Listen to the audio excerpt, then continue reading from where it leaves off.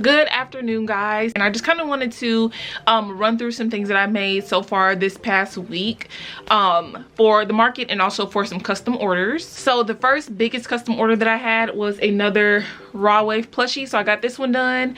She requested a red hat, red shirt, and then also some little earrings, so I just put those earrings in there.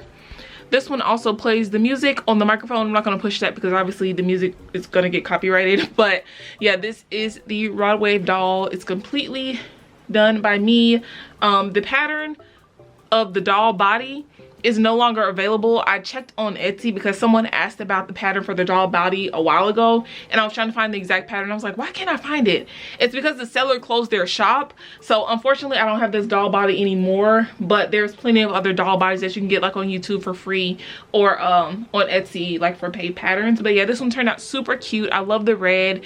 Every time I make one of these, I just get better and better at like the pattern and like the clothing, and I get super fast with like the microphone and stuff like that. So yeah, super excited to ship this off. I've also started working on other things for the market. I have a few of these chicken nuggets that I'm going to turn into keychains. I have some other keychains, and I have a few more chicken nuggets that I'm going to be turning into keychains for my market. I also have another couple of bigger items that I'm going to be bringing to the market as well, so let me go grab those. So first is this bunny right here. Has a removable hat, and the overalls are also removable. So this is the first thing. This comes in like a pack of like 9 items, and it's like a huge bunny pattern. If you guys want this, please let me know so I can leave like a comment down below with the pattern name. I also have, of course, the Crochet by Jenna XL mallard. Of course the details are not on the face yet because I still have to do those, but I have this mallard here. I want to try to make at least 5 or 6 of these. I'm kind of running out of yarn though for these colors, but I'm gonna see how many I can make with what I have. I also have a couple of bees that I made last night. I'm gonna make way more of these because springtime is coming up, and bees, bunnies, flowers, those types of patterns are going to be popular again. And then I also have a little Miffy. This is a free YouTube pattern, and it turned out super cute. I'm going to start looking for more free patterns because honestly, every time I buy a paid pattern, I always end up seeing the same pattern for free, like if I'm just scrolling on Pinterest or whatever. So I'm going to start looking for free patterns first before I go into paid patterns, because I've seen a few free Hello Kitty patterns that look way simpler than the pattern that I bought for the Hello Kitty, even though the pattern that I bought for the Hello Kitty turns out like this huge. A lot of people don't want to spend money for something that's this huge when they can just get something really small for like 20 bucks. So it really doesn't make any sense to buy those paid patterns all the time. Now of course if it's something small that I don't see a free pattern for, then I have to buy it. That's the exception, but for the most part I can pretty much find free patterns online for anything if I just look hard enough. Okay, so for right now I think that what I'm about to do is press that t-shirt that I need to get sent off, and then I'm also going to list the raw wave plushie on the website. That way the owner can go ahead and claim him, and then after that I'm probably going to go ahead and start winding up some yarn because, oh my gosh, I can't believe I almost forgot to say something about it. My Joann is closed temporarily, whatever that means. My Joann is the one here, and it has temp next to it, so I looked that up and it says it is closing temporarily. I don't know what that means for the future of my Joann specifically. I know that they close like over half the locations. There's like 500 out of the 800 locations closed, and then on Instagram I saw that they were already liquidating those locations. So I'm not sure how long they'll be liquidating for. I'm pretty sure that it's probably going to be like for a couple months at least, maybe, I'm hoping.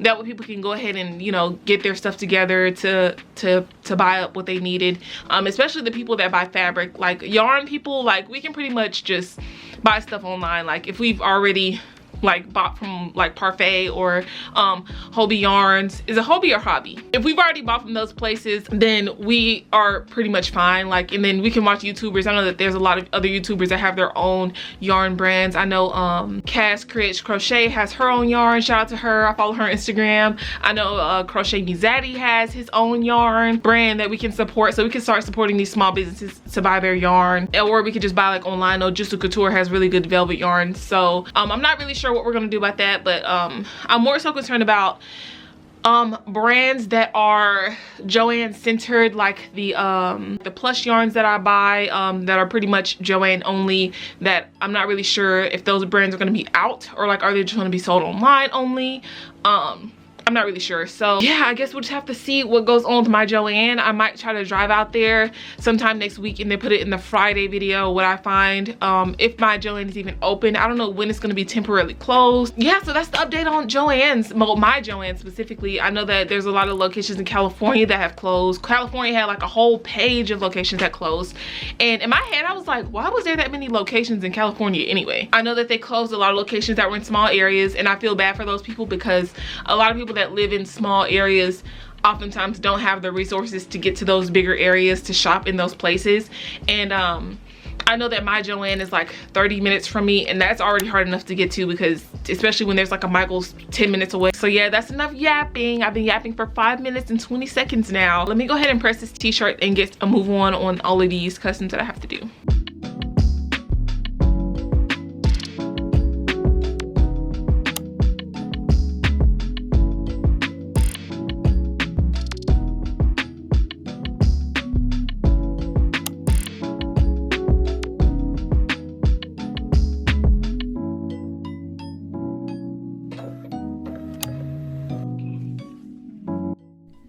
Hey guys, I just wanted to come in really quick and kind of talk through me packing this order, because I know it's going to look like there's a lot of like plastic waste, but for some reason lately receiving mail from USPS, which is the shipping option that I chose to ship through, my packages have been like opened or like damaged for some reason, which is why I put everything inside of this plastic, because lately it's been super cold and super rainy, and at least if the box gets torn up, the stuff on the inside is still perfectly usable and safe to like give to someone, because I don't want any like dirty ice water or like snow water to get on anything. The temperature is back down. I think it's gonna snow again, or either ice over or something because of how cold it is. So I just want to make sure that the products inside are at least intact. I was gonna put this bag in like this little like paper stuff right here, because she did order some gift wrap. I was just gonna put that into the box, but I ended up just putting that inside of a plastic thing anyway, because you can never be too safe. And if you've ever had the displeasure of trying to work with USPS, then you know how stressful it is to make sure that your packages are either refunded because of damage or get there on time. Like, it's super hard to deal with the post office. So just to try to bypass some of that headache, which would probably happen if I didn't package these things correctly, I just went ahead and put everything inside of plastic and just made sure that I put some bubble wrap in there. That way nothing moved or got damaged. So yeah, I hope that you guys enjoyed this video packing segment.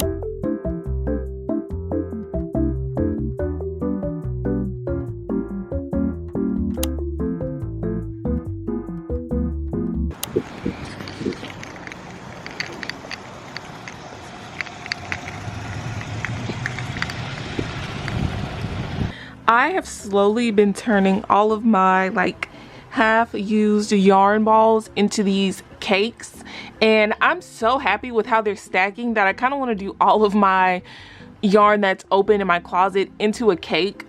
Of course, if it has the band on it, I'm not going to take the band off and then recake it because that's defeating the purpose. Like, it's already contained, but like these are so much like more sturdy, and then they stack so well they're not rolling all over the place.